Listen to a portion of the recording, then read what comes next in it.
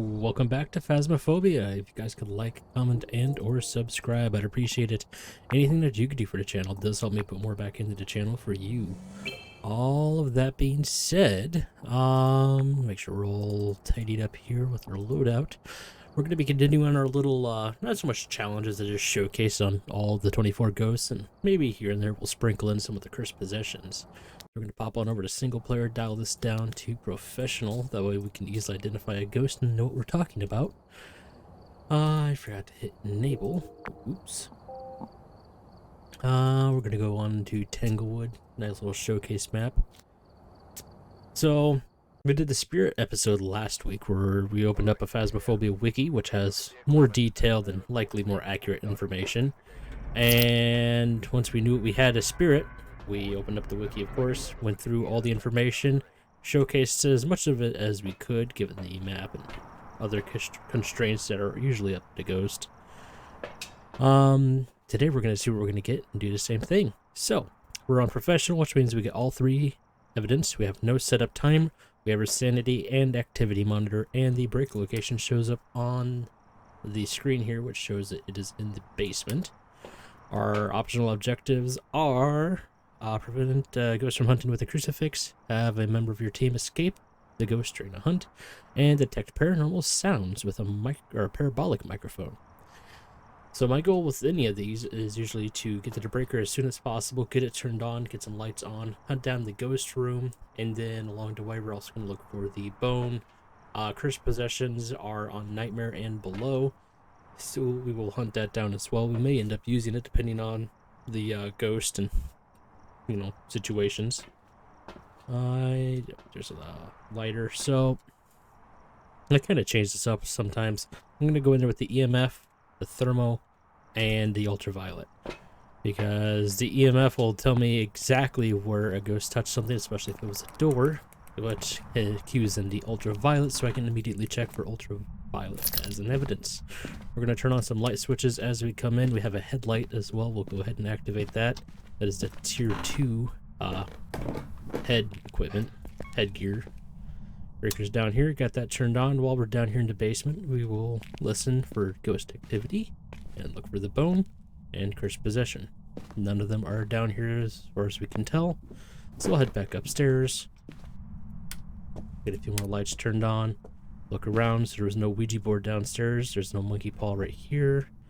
If I actually hit the record button.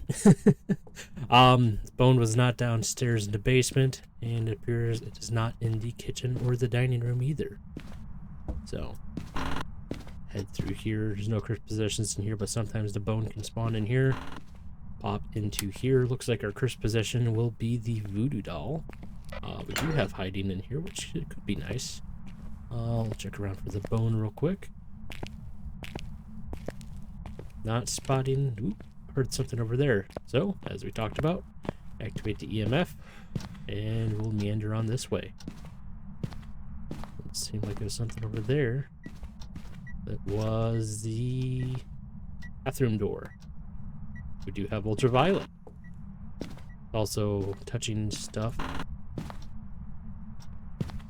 It is not in the boys' room. Where was that it just touched? The nursery? I just heard a vibrate a phone. I think the nearest phone that's not in the boys' room is in this room. Huh. It would be quite the reach. Yeah, it's starting to become considerably more active. I actually did a double touch in here. These are both the exact same EMF, almost the exact same item. Yeah, a little bit apart. We might have the twins. Let's go ahead and chuck this in. Nope, okay, twins does not have ultraviolet. Let's check our thermal. It appears that our ghost is in the bathroom here. Yep, about 5 degrees. So we'll go ahead and look straight up and throw that, and that'll prop that up so we can get easy photos. And we don't have to constantly hold the ultraviolet when we're trying to look at the handprint, because the Obake has a 6-fingered handprint that comes on occasionally, along with the other ones, which is the dragged hand and things like that. So we have that equipment in there. We'll go ahead and gear up with the dots, the book, and the video cam. Check around for some ghost orbs right away. Ghost orbs don't always show up immediately, and they're not always easy to spot, except for today, apparently. They're incredibly easy to spot. Okay. So we'll go ahead and tile in ghost orbs. That leaves us with 3 ghosts. You can see here, if I check Spirit Box, all of them are crossed out, so we can cross off Spirit Box. Dots would be Banshee. EMF 5 would be Obake. Ghost Riding would be none of them, so we can cross that out as well. And Freezing would be Hantu.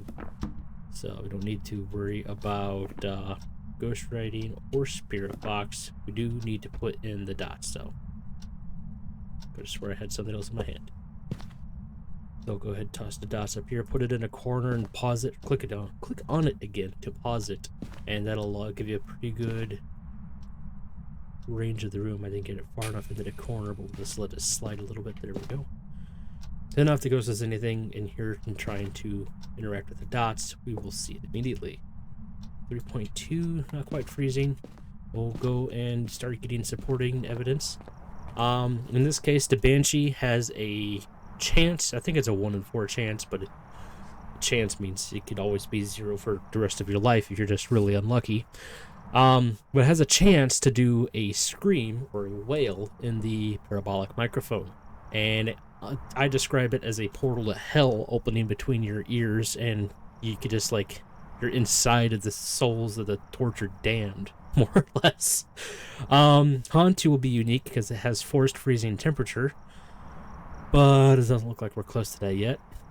And then Obake is unique because it has forced ultraviolet, and it shapeshifts when it's hunting. The Hantu, when it's hunting, is faster in colder rooms. I think it's starting at 15 degrees. We'll find out when we look at the wiki. And the Banshee will roam towards you and will not leave an EMF signature when it reaches your location. If you're the Obsession, which on a single player you always are. So supporting evidence for the Banshee will be parabolic and motion sensors. So we're going to grab 3 motion sensors, or as many as you can, honestly. And we're going to set up a trail from the ghost room to wherever we're going to end up being. I just want to be able to see them all pretty effectively. I think it was already doing it. Might be a Banshee. I guess that said, we'll end up grabbing an incense and the parabolic. Tier 2 incense will slow the ghost for 5 seconds while smudging it, meaning the ghost cannot detect you and, more importantly, cannot kill you. Tier 1 only does the smudging. Tier 3 actually stops the ghost in its tracks and just does the smudge for 5 seconds. Our sanity is... So that thing's kind of just roaming around in the hallway right now. Sanity is at about 85, 90, so we're pretty good there. The Hantu doesn't really have any useful supporting evidence, and the Obake supporting evidence will pretty much be the ultraviolet. So we will end up grabbing a photo cam. We still need to track down this bone as well. We'll probably... Oh, did it kill the breaker? No. Did I leave most of these lights off? Apparently. Take a peep in here for the bone real quick. Nope, don't see it. Take a peep in this bedroom. Don't see it in here either. I do have open mic on, so I am technically annoying the ghost with my voice as I'm talking to you guys.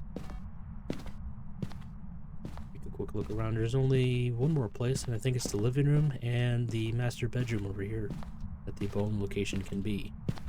We can also grab a photo of... Just turn on the light. We can also grab a photo of the voodoo doll while we're here. We may end up using it, not likely. It will be useful for draining our sanity quickly, as well as... I need it more active. Try to keep an eye on all those. Draining our sanity quickly, as well as... I don't remember all the places the bone could be. Forcing at least one cursed hunt.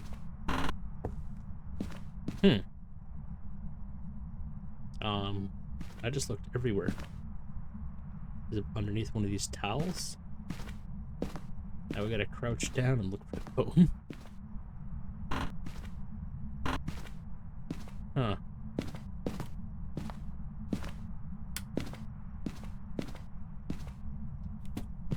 So the ghost is throwing stuff near me. That honestly does make me believe that it is a Banshee. Won't be able to force a Banshee scream, but we're definitely going to try to get one.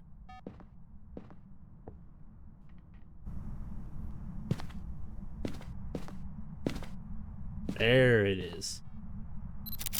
Got the phone. That was a tricky photo.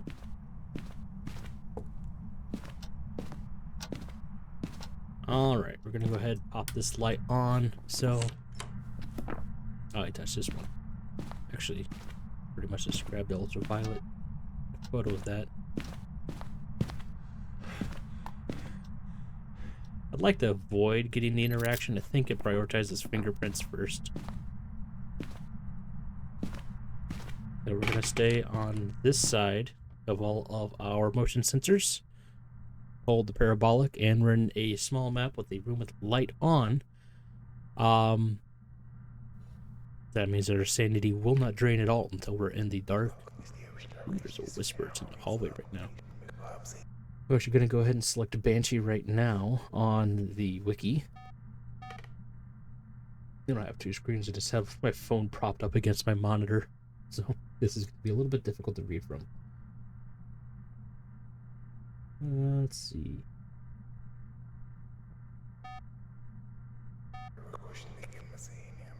It's getting a little bit close, but it's not really beelining straight towards me.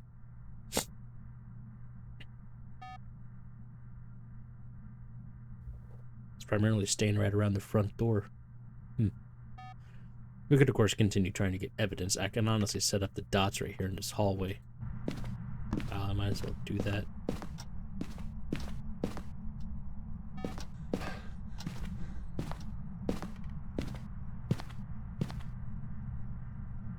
We'll just focus these right down the hall. There we go.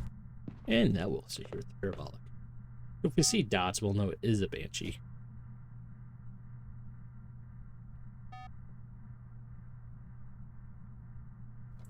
All of the ghost abilities and things of that nature are a chance-based system, and it's actually a pretty good one in this game. I don't think that they have it set up so that it is forced after a certain period. Which means... Actually, what was that? I might be able to get that fingerprint again.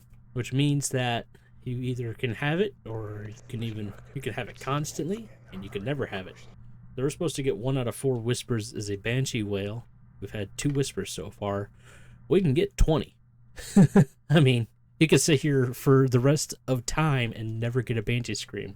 Honestly, I feel like that is how well they have programmed chance into this game.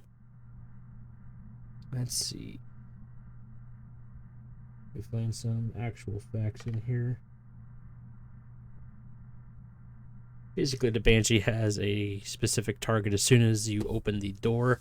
There's some people who say it's like the first person to enter the contract house is the person who gets cursed or selected by the Banshee. Don't think that's the case. It's more likely to do singing ghost events, which I think in my experience I could say that's true. Trying to pay attention, read this and pay attention to the motion sensors.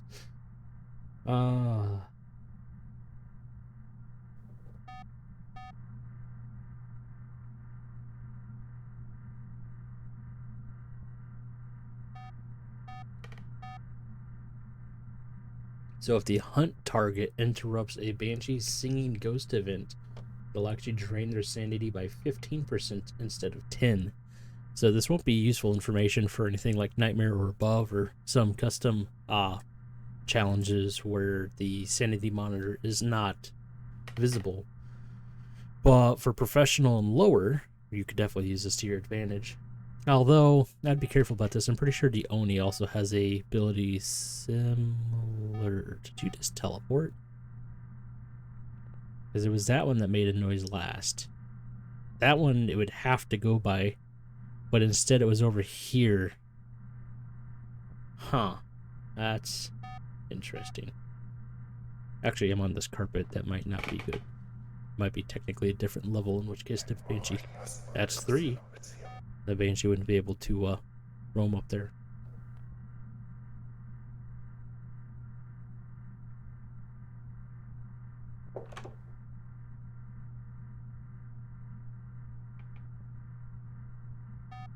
So ghost events don't have to target the specified player by the Banshee or the target player by the Banshee.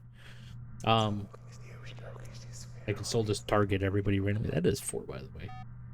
If this is a Banshee, which I'm starting to think maybe it isn't. This has just been a lot of coincidence. I guess we're learning about Banshees today. Honestly, at this point, maybe we just verify.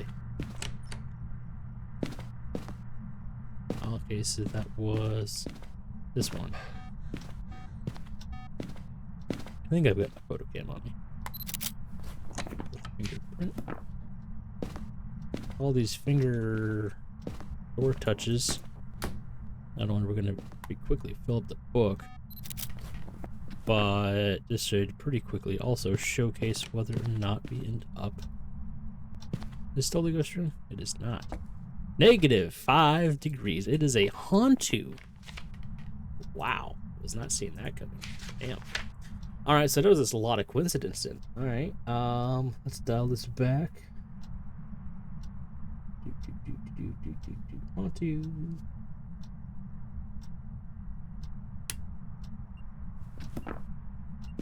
That was just a ghost naturally turning off a light switch. Hantu, I know for a fact, I haven't read this yet, but is more likely to turn off the breaker. Go find some other doors you touch real quick, get some more photos.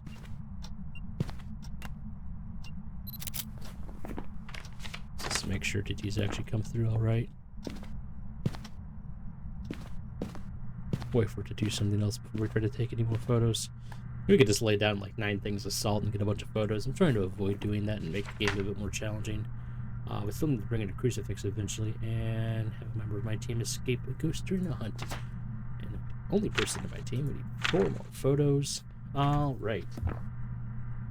Strength for the Hantu, it moves quicker in colder temperatures. During hunts, abilities, it can emit frosty breaths when hunting and the breaker is off.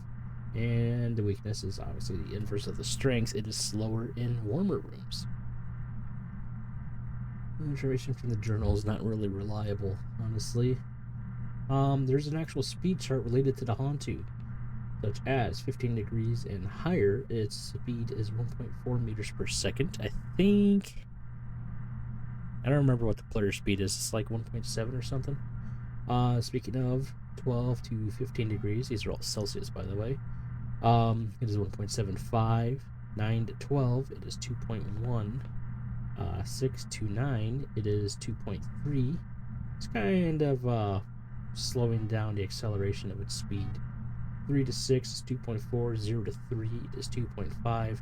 And finally, if the room is freezing or lower, it is 2.7 meters per second. Let's see. There's only 2 ghosts in the game, and that is Hantu and Thay, that do not have line of sight acceleration. So no matter how much the ghost sees you, it will not speed up.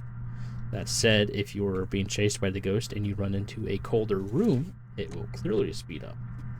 And it will not continue to speed up or anything like that. Also, the longer the ghost is in a room, any ghost, the colder that room gets.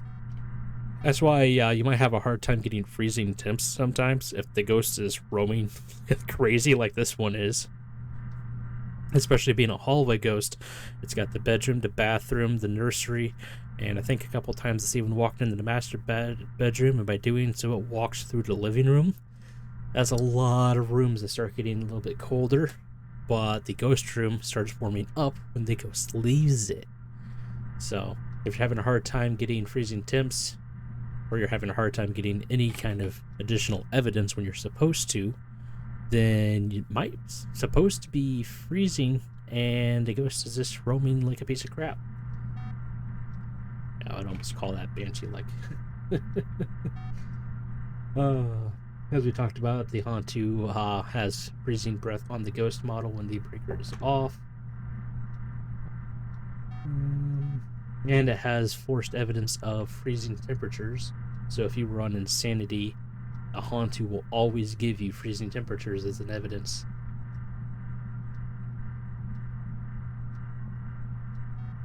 Let's see. Anything else in here? Obviously the evidence is ultraviolet, ghost orb, and freezing temps. And you guys can come up with your own strategies.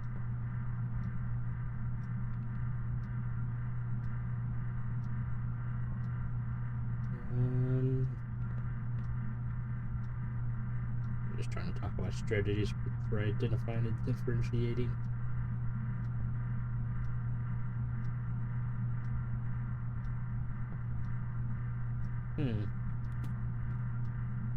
History of it. Okay, so there's not a whole lot to it then. That's basically it. It is functionally all there is to know about the Hantu. Now there's stuff that you can come up with to diagnose, or I guess discover, and fight against the Hantu. So, as I said before, when the breaker's on, the entire place warms up aside from the ghost room. You can use this to your advantage by leaving the breaker on. We've left it on this whole time. Let me go find my meter. The ghost room right now is -8 degrees. Then immediately 20 degrees. So the ghost is going to go from Usain Bolt to Usain Bolt with his legs broken. And it's going to be like that all the way around the rest of the house. This will be very easy to identify. Honestly, even though I have an incense, I'm just going to go ahead and start a cursed hunt now.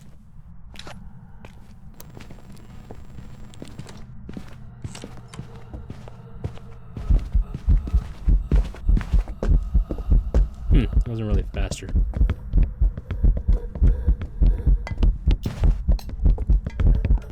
And because it's in the room's getting colder. I don't think that's a Hantu.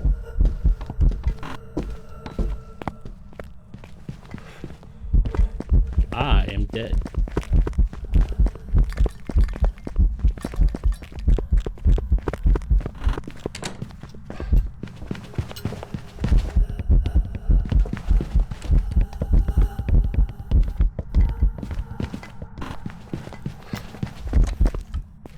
Ooh, I don't know how I lived there.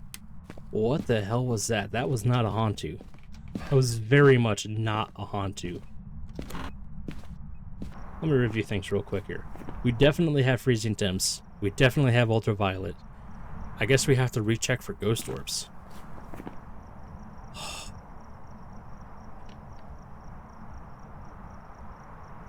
One moment, please.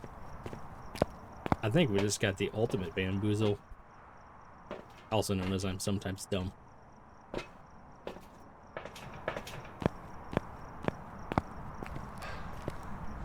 Take a look at this. Are you here? Are you close? Are you friendly? Where are you? Are you here? Are you close? Are you friendly? Where are you? Okay, seriously, where are you? Are you here? Are you close? Are you friendly? Where are you? Are you here? Are you close? Are you friendly? Where are you? Are you here? From behind. Are you close? Are you friendly? Where are you?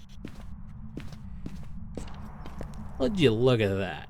We have 4 pieces of evidence. You know what ghost can do that on professional? The Mimic. Ghost orbs are not technically evidence of the Mimic, but a Mimic will always have ghost orbs, even on no sanity. So not only did we get to learn a lot about the Hantu, which we'll go over that again if we get one in the future, but now we get to learn a lot about the Mimic. Pull it back up. Actually, close the Wikipedia because we were kind of done talking about the ghosts. Oh, there we go. On the front page. That's not good. Headline news is really positive. Alrighty. And now out here in the nice safety of not being dead, we're going to go over the Mimic. So the strengths of the Mimic is it can mimic other ghost types. So although some of them are less dangerous, like the Diogen, others are extremely dangerous, like the Revenant and the Fae. And it can change up. I don't think it can change what ghost is mimicking during a hunt, but it can change it up immediately after a hunt, so you never know what you're going to get. And the ghost orbs will always be false. Let's see. Oh, there goes the breaker.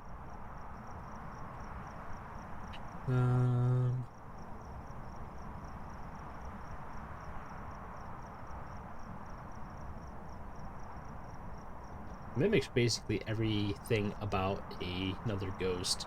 whether it is their hunting abilities, their non-hunting abilities, their unique ways of evidence, like the Obake's six-fingered handprint. They can mimic all of that. Except for that ghost evidence. So, this will always be the evidence and ghost orbs for the mimic. So if you end up getting dots, EMF, or ghost writing, it cannot be a mimic. I hope that comes across clear. I don't think I can say it in any other ways.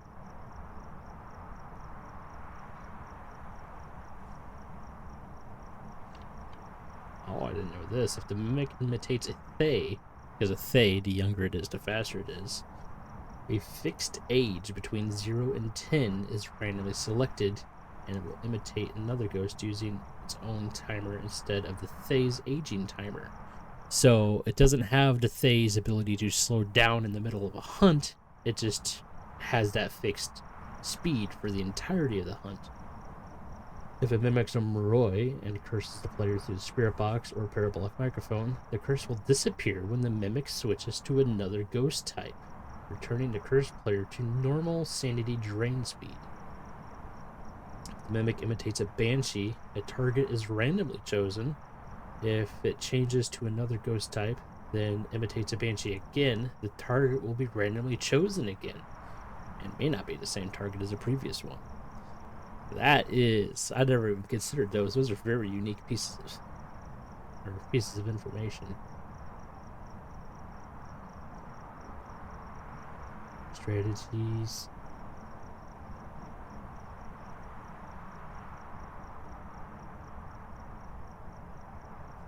So, wow, there's a lot of information in here regarding strategies. I gotta sneeze. That was a painful sneeze. Alright, so that was a lot of information I did not know about the mimic, which makes sense when you think about it too, but... And then it just sneezed and lost it all.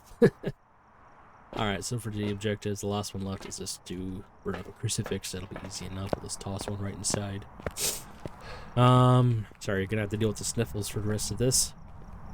Spell right inside, okay. I still got a photo cam. I still need 4 more photos. Which I'm hoping one of them's going to be the ghost photo, 2 could be with that crucifix, and we could probably get 1 more handprint photo. Got the bone, right? Yeah, we did. So yeah, that's a fun one. Usually, I mean, I'm trying to think of ways to do this without requiring you all to have experience in the game. But because it's kind of like trying to describe the color blue to somebody without saying the color blue. You know, obviously if you're telling somebody blue, you say, oh, maybe red mixed with brown. Well, the premise is that they don't know what color is. So, for the mimic, it helps to know some of the other ghosts, because if you can identify a Hantu, and then the next Hantu can identify a Banshee, you know you're dealing with a mimic. Obviously, if you're getting ghost orbs in, get a combination to ghosts that don't really exist, then you know you're dealing with a mimic. If you have a clear Raichu, and the evidence you have, let's say you have this, actually it would be more like this. Let's say you have ultraviolet and freezing, and you could have a clear Raiju or Myling or even a Moroi, it's going to be pretty obvious you have a mimic. We'll go ahead and mark that, a little bit of that. There we go. Trying to think of any other ways to really identify it. The non-hunting traits could be quite useful, such as if... What's a good way to think about this? Trying to think of how to do this without having to force the ghost to hunt first.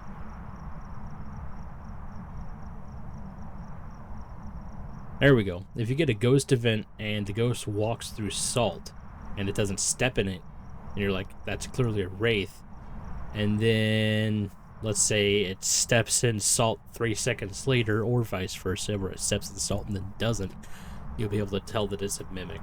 Or can't really do anything with the ghost photo for Phantom. without having to hunt to know the difference. Having to do a polter explosion, and then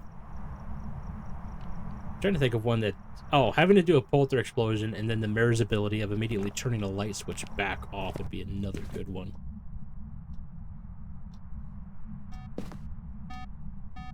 I'm gonna try to stay on top of this guy.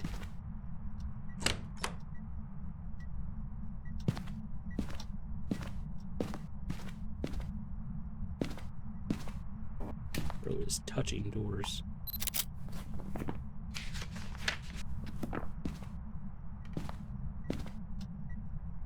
Just gonna stay here, slowly drain my sanity.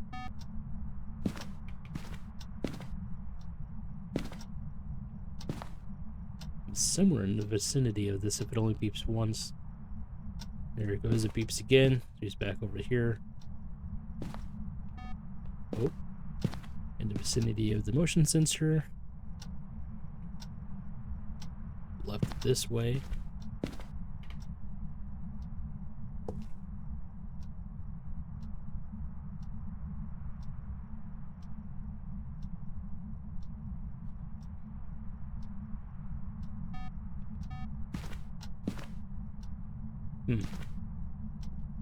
Now it could easily be imitating a shade, or mimicking a shade rather, because it is not hunting while I am in the room.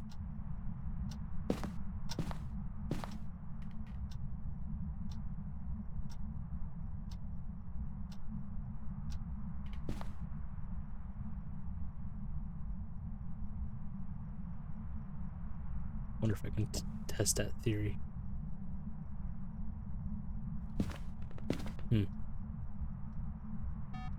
Oop. Come on, go see him in the dark now.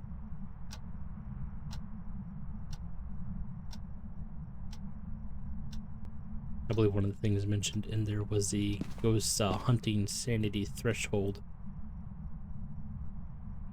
It'll mimic that as well. Depending on what ghost it is, we might need to drop our sanity well below 40% before it's allowed to hunt.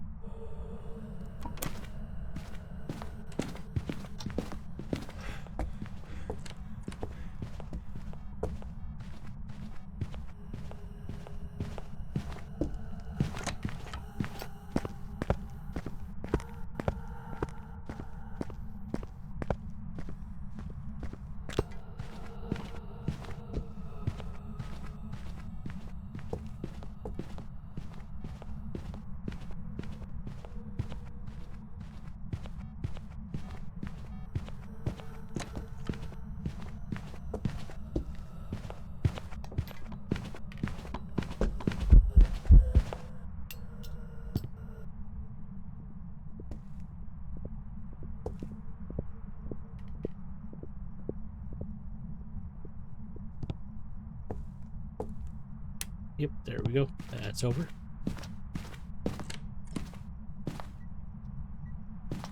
Ghosty is definitely over here now. I think that the nursery is the new ghost room.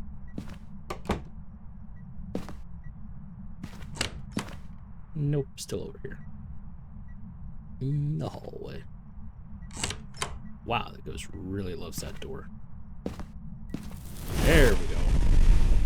Actually get 2 photos of that.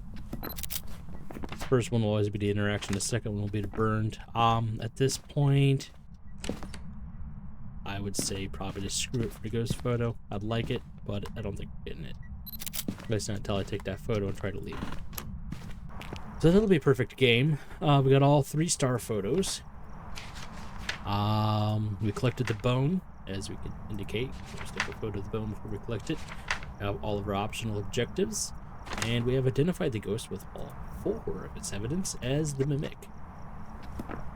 Figure out where my hand's supposed to go to the keyboard so I can actually move, and we're good to go. You can see our sanity actually did have to get below 40% before the ghost is allowed to hunt, so whatever it chose was... because there's only a handful of ghosts, and we'll go over them as they come, but I have a unique hunting sanity, so everything else is 50-50, or it has to be at or below 50% for the ghost to hunt. So it had to have chose one that was 40% or less, and I think one of those that doesn't have a speed difference is probably the mare. Unfortunately, the after action report here does not actually tell you what the ghost mimicked. But we can look over here at detailed statistics. Scroll down to ghost abilities, which is changing ghost 24 times. Okay, so it probably was a banshee at some point, and then I just kept attributing other stuff to being a banshee. 24 times? How long were we in here? A half an hour. Okay, that's a little bit less than a minute per change, but still, damn. Anyway, I hope you guys learned something. I mean, kind of learned a lot about 3 ghosts, but we'll cover the other 2 if they come up again. I know I definitely learned a lot. If you guys could like, comment, and or subscribe, I'd appreciate it. Anything that you could do for the channel will help me do more. Will help me put more back into the channel for you. I think this might have killed my brain. So yeah, we're gonna keep on keeping on with this. We got 22 more ghosts to go, and then we have the cursed possessions as well that we'll sprinkle in here randomly. So, all that being said, I'll see you guys again. I'll see you next time. Have a good one.